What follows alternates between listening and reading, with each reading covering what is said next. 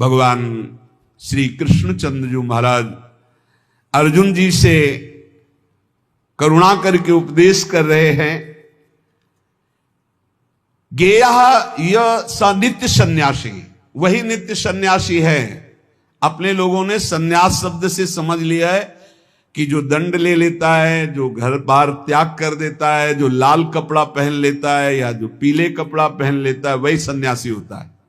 भगवान यहां सन्यासी की परिभाषा कह रहे, गेयः स नित्य सन्यासी यो न द्वेष्टि न कांक्षति निर्द्वंदो ही महाबाहो सुखम बंधात प्रमुच्यते। हे महाबाहो, हे विशाल भुजाओं वाले, या जिनके बड़े महान होते हैं, गुरु या बड़े भ्राता, तो दोनों अर्जुन के बड़े महान हैं। भ्राता धर्मराज युधिष्ठिर हैं, गुरु जगत गुरु भगवान श्री कृष्ण है। इसलिए भगवान ने अर्जुन को कहा, महाबाहो, तुम महाबलवान हो, तुम ऐसा कर सकते हो। क्या? किसी से द्वेष नहीं करना। सन्यासी कौन? ना द्वेष्टि न कांक्षति, ना किसी से राग है, ना किसी से द्वेष है, और ना कोई चाह रह गई है। यह है कसौटी। पूज्य श्री सद्गुरुदेव भगवान जो बाल्यावस्था में स्वीकार किए थे, जिनकी पहली बार संसार से निकलकर शरण में हुए, वही अंतिम तक ले चल रहे हैं, विविध रूप परिवर्तन करते हुए। उनका स्वभाव था, फलाहार करते थे एक बार 24 घंटे में, और नारियल का खप्पर था। अब जैसे कोई भिक्षा लाया, आलू घिया ऐसे उबाल के, ऐसे नमक नहीं। बड़े कड़े नियम उनके सन्यास के थे। खप्पर ऐसे स्वामी जी डालें, खप्पर पलट गया नहीं। तो पहले बता दिया जाता था, बोलना नहीं, पूछना नहीं। अब जैसे आपने डाला, स्वामी जी और, बस वहीं हाथ रख देंगे, बस। कई कई दिन भूखे रहते, क्योंकि प्रायः लोग संसारी नहीं जानते। तो स्वामी जी डालें, बस खप्पर पलटा दिया नहीं। लाल चेहरा, इधर देखो तो एक एक हड्डी गिन लोगे। हर समय मंत्राकार वृत्ति, प्रणो जप में कोई अर्थ संग्रह नहीं, एक फूस की झोपड़ी, बड़ा कठिन तप। उन्हीं से संस्कार ये जीवन के बने कि एक भी श्वास भजन रहित नहीं जानी चाहिए। शुरू से संस्कार यही बना दिए पूज्य सद्गुरुदेव भगवान ने। गेया स नित्य सन्यासी यो ना द्वेष्टि ना कांक्षति, ना किसी से राग है, ना किसी से द्वेष है, और ना कोई चाह है। ये बहुत बड़ी बात है। यही कसौटी है साधु की साधना की। किसी भी प्राणी, पदार्थ, परिस्थिति, सिद्धांत से न द्वेष है और न राग है। द्वेष भी नहीं किसी से। सब भगवत स्वरूप है। ये सब मलिन अंताकरण, ये वो इनका उनका, ये धर्म वो मजहब ये मजहब, एक ही है। हम सब परमात्मा के अंश, सब पूरा विश्व, हम सब परमात्मा स्वरूप ही हैं। अपने स्वरूप को भूलकर राग द्वेष में फंस गए, यही दुर्गति का कारण है। कोई अलग नहीं, कोई अलग नहीं, पूरे विश्व में कोई अलग नहीं। आप किसी महापुरुष की वाणी पढ़ के देखो, चाहे किसी भी धर्म के किसी भी महापुरुष की वाणी पढ़ के देखना, और उसका सही अर्थ निकालने के लिए पावन बुद्धि होनी चाहिए। नहीं तो आप धर्म ग्रंथों का अर्थ गलत कर देंगे तो उनका आदेश गलत आपको समझ में आने लगेगा। धर्म ग्रंथ सर्वहित सर्व मंगलमय है। जो लिखा हुआ है, जैसे अपने यहां लिखा हुआ है, आताताई को मार देना चाहिए।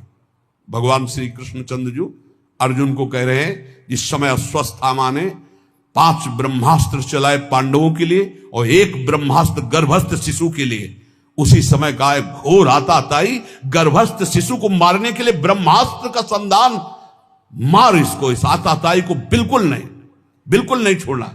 और फिर क्या कहा? ब्राह्मणत्व से युक्त ब्रह्म ऋषि को कभी जान से नहीं मारना चाहिए, मेरी आज्ञा की पूर्ति की जाए। मारना भी है और मारना भी नहीं है। ऐसा ही किया अर्जुन जी ने, मुंडन कराकर उनका ब्रह्म तेज छीण करके निष्कासित कर दिया, हो गया मारना, और जान से भी नहीं मारा। शास्त्रों की आज्ञा को समझना बड़ा कठिन, भजन के द्वारा सबकी बुद्धि शुद्ध हो ऐसा सोचना चाहिए। भजन के द्वारा ना द्वेष्टि ना कांक्षति, ना किसी से राग ना किसी से द्वेष और ना कोई चाह, वही सन्यासी है। बस इतने को पहचानो। भगवान कह रहे हैं गेया सा नित्य सन्यासी यो न द्वेष न कांक्षत। क्या है? किसी से द्वेष नहीं तो किसी से राग नहीं, राग द्वेष रहित और कोई चाह नहीं, यही सन्यासी का स्वरूप है। कितनी अंदर स्थिति है, इस बात को देख लो।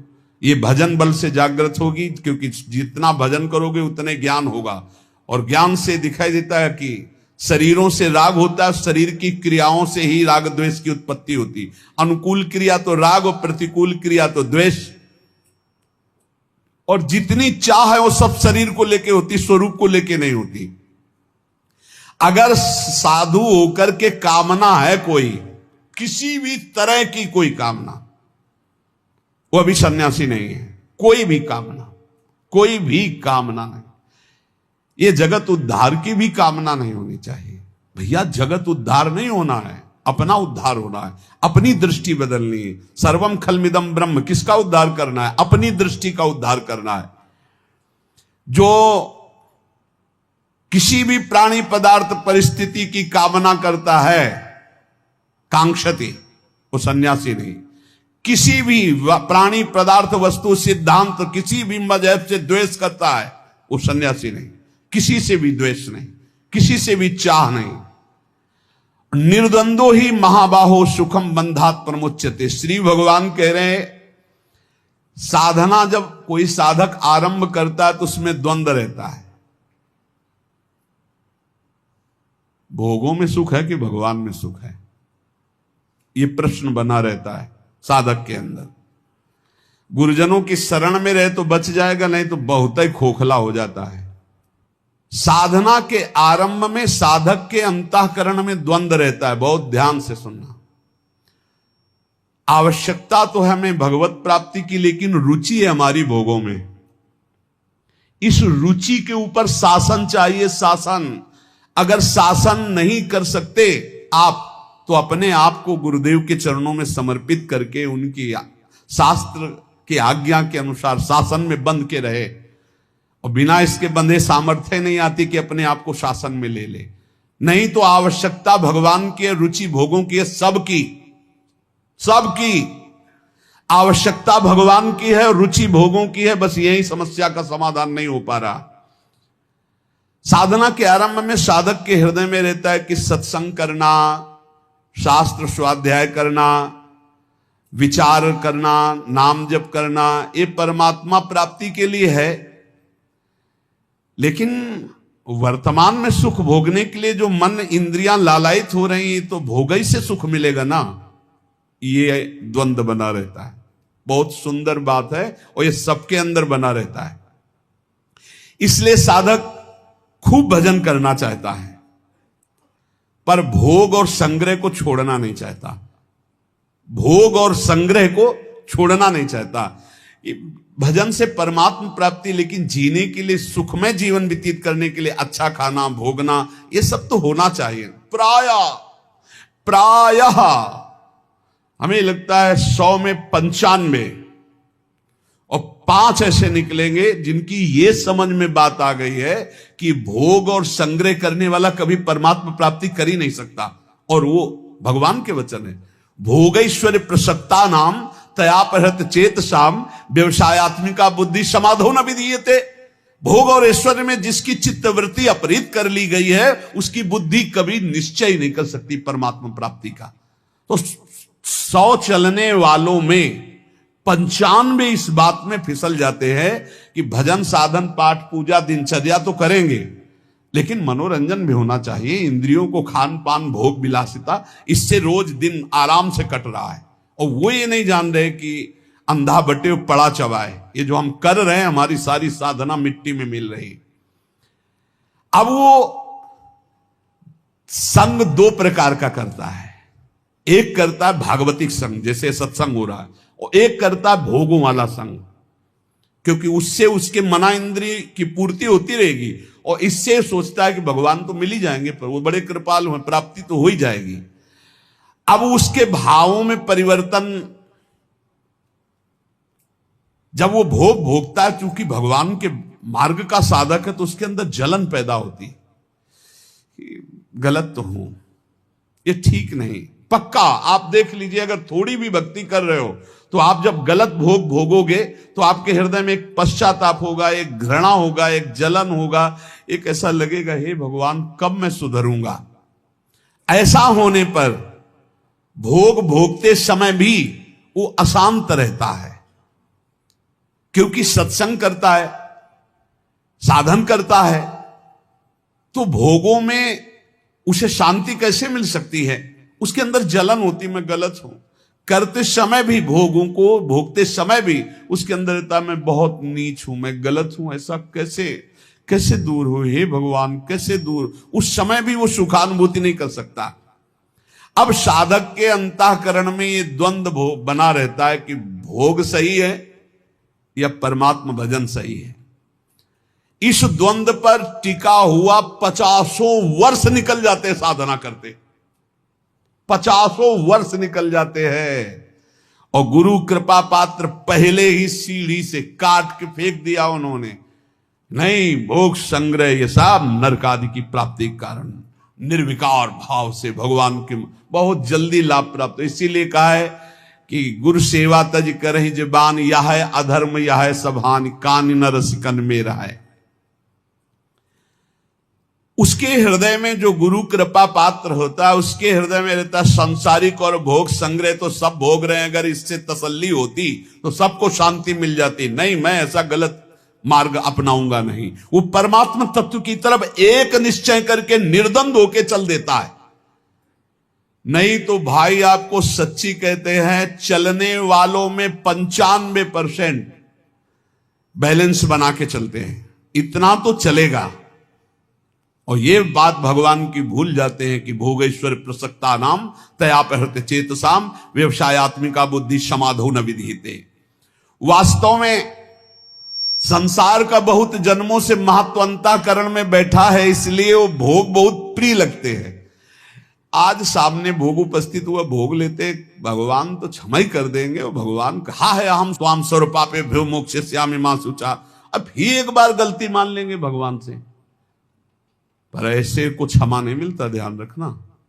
क्षमा मिलता है कि अब लो नसानी अब ना न सही हो, ऐसे को क्षमा नहीं मिलता है, ऐसे का प्लस होता जाता है। जो साधक प्रायः इस बात को पकड़िए, भोग भोगते हुए भगवत प्राप्ति चाहता है, वो दूसरों से सुख लेने की भावना वाला होता है, उसका शरीर और पदार्थों में ममत्व होता है, अंतःकरण मलिन होता है, इसीलिए उसकी रुचि भोगों में होगी, वो अंदर चाहत भगवान की प्राप्ति की होगी। साधक है ना, चाह तो कहीं ना कहीं है, कसक है उसकी कि यार भगवान मिल जाते तो ठीक था, पर भोग छोड़ नहीं सकता। ये द्वंद्व बना ही रहता है बहुत से साधकों के अंदर। साधक के द्वंद्व में विचार पक्का ना होने के कारण कैसे सुख भोगूं, कैसे आराम भोगूं और कैसे भगवान मिल जाए, दोनों, इसीलिए द्वंद्व चलता रहता है। ये बहुत बहुत सच्ची बात है, बहुत सच्ची बात है। ये बहुत बहुत ज्यादा मात्रा में फैला हुआ है यही बात। वो भजन भी कर रहा है, सत्संग भी सुन रहा है, सब प्रवचन सुन रहा है, प्रवचन कर रहा है, पर उसके अंदर की भावना में मन और इंद्रियों को रोककर परमात्मा के सुख में लगाने की नहीं, मन और इंद्रियों के अनुकूल भोग भोगने की, ये भी नहीं छोड़ सकता और वो भी नहीं छोड़ सकता। इसलिए बहुत लंबा समय चला जाता है, उसके हृदय में कोई भगवदानंद की स्फूर्ति नहीं होती। निर्द्वंद होना मुख्य बात है। ये राग द्वेष अपने आप मिट जाएंगे जहां निर्द्वंद हो जाओगे। विचार करना चाहिए निर्द्वंद होने के लिए कि सब अनुकूल भोगों को भोग रहे हैं, प्रतिकूलता जबरदस्ती भोगनी पड़ती है, प्रतिकूलता कोई भोगना नहीं चाहता, अनुकूल भोगों को सब भोग रहे। क्या इनको विश्राम मिल गया क्या? नहीं ना। तो एक बार हिम्मत करके हटो भोगों से। भोगने से जब तक हटोगे नहीं तब तक परमात्मानंद स्फुरित नहीं होगा। अगर निर्द्वंद हो गए तो सुखम बंधात प्रमुच्यते, सुख पूर्वक संसार बंधन से मुक्त हो जाओगे। अनुकूलता प्रतिकूलता ये आएगी प्रारब्धवशात, लेकिन भोगो मत ना अनुकूलता को ना प्रतिकूलता को। सम रहो, सम। वो स्वरूप की तरफ जब दृष्टा भाव होगा तब सम होगे। पहले अनुकूलता में गाढ़ फंसे हुए, प्रतिकूलता तो जबरदस्ती भोगनी पड़ती है। अनुकूलता का त्यागो। स्वयं आप विचार करो, नाप इंद्रियों, बहुत ध्यान देने का एक गूढ़ विषय, इसीलिए धीरे धीरे बोल रहे हैं। आप इंद्री नहीं हो जो इंद्रियां भोग मांग रही, आप मन नहीं हो जो मन भोग मांग रहा है, आप दे रहे हो। आप बुद्धि नहीं हो जो बुद्धि निश्चय कर रही कि इन भोगों में सुख है। आप परमात्मा स्वरूप हो। यही आपका बंधन हुआ है जो आप अंतःकरण इंद्रियों में तदात्म हो गए। एक बार हिम्मत करो, इन दुष्ट इंद्रियों और दुष्ट मन की मांग के विरोध में हो जाओ। हिम्मत करो एक बार विरोध में। लेकिन गुरु के विरोध में करवा देंगे इंद्रियां मन, शास्त्र के विरुद्ध चलवा देंगे, लेकिन इनके विरुद्ध तुम हो जाओ, इतनी हिम्मत। तभी नाम से श्री हरिवंश नाम बल रहो। क्या हुआ? मन और इंद्रियों से ममता इतनी हो गई कि पदार्थ, व्यक्ति, क्रिया जो मन इंद्रियों को अच्छी लग रही उसी के अधीन हो गए। बड़ी सुंदर बात है, देख लो, अंदर की बात है। देखो, सुषुप्ति में कुछ याद नहीं रहता, फिर भी आप जीवित रहते हैं। आपको ये भ्रम दे दिया गया अंदर कि अगर हम ये भोग नहीं भोगेंगे तो हम रह नहीं पाएंगे। अगर कोई भी भोग है, सुषुप्ति में कौन सा भोग होता? सुषुप्ति में, स्वप्न की बात नहीं कह रहे, 6 घंटे आप बिना भोग के होते हैं। कोई भोग नहीं, खाना पीना सोचना कुछ भी, कोई भोग नहीं, ठप पूरा रहता है सिस्टम, अंतःकरण शांत। तभी घोर सुषुप्ति में गए तो आनंद आता है कि नहीं? बाद में यार 6 घंटे सोए। तो भोग त्याग, संसार के चिंतन के त्याग का आनंद देख लो अज्ञान में। जब सुषुप्ति में चले गए, 6 घंटा बाद उठे तो आहा, एकदम नई चेतना आई। क्यों? 6 घंटे कोई संसार का चिंतन नहीं किया, 6 घंटे कोई भोग नहीं भोगा, किसी भी तरह का खान पान कोई भोग नहीं भोगा। अगर वही जागृत में स्थिति हो जाए तो उसी को समाधि कहते हैं। सुषुप्ति अवस्था में जब तुम 6 घंटे संसार को भूले हुए थे तब भी तुम जीवित थे। तो जागृत अवस्था में तुमने ये क्यों मान लिया कि मैं इन भोगों के बिना जीवित नहीं रह सकता, मैं नहीं रह पाऊंगा? क्यों मान लिया? इस प्राणी के बिना, इस शरीर के भोग के बिना, इस पदार्थ के भोग के बिना, इस वस्तु के बिना, इस नशा के बिना मैं नहीं रह सकता। यह है अपनी स्वतंत्र सत्ता को खोकर अधीन हो जाना भोगों के। ये अधीनता कब तक बनाए रखोगे? संसार का राग उत्पन्न होता है, नष्ट होता है। राग कभी स्थायी नहीं होता। किसी एक भोग को भोगते रहो, अगर घृणा ना हो जाए तो कहना दूसरे नए भोग को उसी भोगने की इच्छा हो जाएगी। नए नए प्राणी, नए नए पदार्थ, नए नए शरीर, नए नए भोग हमें चाहिए। नहीं तुम समझ पा रहे, तुम्हें फंसाया जा रहा है। परंतु यदि परमात्मा प्राप्ति की अभिलाषा उत्पन्न हो गई तो ये कभी नष्ट नहीं होती, ये बनी रहती है। क्योंकि तुम परमात्मा के अंश हो, तुम्हारी अखंड स्थिति परमात्मा में है। उसे तुम भूल करके अंतःकरण और इंद्रियों में अपनी स्थिति को जो मान रहे हो, इसीलिए अभिलाषा बन गई भोगों की, इसको हटाना है। केवल इतना ही करना है कि इंद्रिय और मन से ममता हटाना है। इंद्रिय और मन से ममता हटाने का मतलब इंद्रिया मन जो गलत भोग भोगने की चाह कर रहे हैं, इनको नहीं पूरी करनी है। मैं नहीं हूं, अरे इतने में काम बन जाएगा। पर इतने हटाने के लिए नाम जप बहुत बढ़ाओ।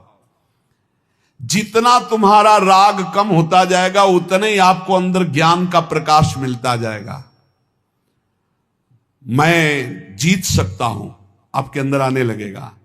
मैं जान गया हूं, ये अभी तक मुझे डरवा रहे थे, मैं इन भोगों के बिना भी रह सकता हूं। नहीं, बहुत डरवाते हैं, इसके बिना मैं नहीं रह सकता, इसके बिना मैं नहीं रह सकता। राग और द्वेष जितने भी साधन है सबको चाट जाता है। इसीलिए बोले इतने वर्ष हो गए भजन करते साधना करते कोई लाभ नहीं मिला, क्योंकि राग द्वेष है भोगों का। राग द्वेष मिटा के नित्य प्राप्त परमात्मा की अनुभूति स्वतः ही हो जाएगी। परिश्रम करना है केवल राग द्वेष मिटाने के लिए, इन इंद्रियों को भोगों से हटाने के लिए। भोग ने नहीं पकड़ा है, आपने भोग को पकड़ रखा है।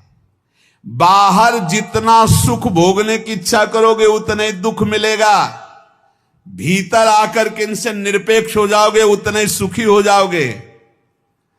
इस जड़ शरीर और जड़ इंद्रियों में तदात्म होने के कारण ये भोग हमें परास्त कर रहे हैं, और इनसे अलग हो तुम, इतना अनुभव करो, इनके अधीन मत हो, अभी निर्द्वंद हो जाओगे। भगवान करें निर्द्वंद जो है वो सुख पूर्वक संसार से मुक्त हो जाता है। फिर सारांश में हम चाहते हैं भगवान से मिलना, पर रुचि हमारी भोगों में है। बिना भोगे हम जी नहीं सकते, ऐसा हमारे मन में कमजोरी बैठ गई है। चाहे वो खान पान नशा कुछ भी भोग प्रकृति का, बिना प्रकृति के भोग के हम जी नहीं सकते। नहीं, ये मेरा विषय नहीं है, मैं अविनाशी हूं। अब हमको इन्हें धर्म से चलाना है, शरीर पोषण के लिए धर्म पूर्वक विषय सेवन करना है। पहले अधर्म भोगों का त्याग करो, थोड़ा निर्मलता आएगी, फिर भोक्ता भाव का भी त्याग हो जाएगा। कोई द्वंद आपका स्पर्श नहीं करेगा, आप निर्विकार होकर परम पद में स्थित थे, स्थित है, स्थित रहेंगे, ऐसा अनुभव हो जाएगा। इसलिए सारांश फिर वही पुनरावृत्ति, सारे कर्म भगवान को समर्पित करो, कोई भी पाप कर्म ना बनने पावे, और निरंतर नाम जप करो। आप अपने आप गुणातीत हो जाओगे, आप द्वंद्वातीत हो जाओगे, आप योग क्षेम की चिंता से ऊपर उठ जाओगे, परमानंद में डूब जाओगे। जो सत्संग सुना उसका मनन करो, आचरण में उतारो। शेष जागे। श्री राधा वल्लभ लाल।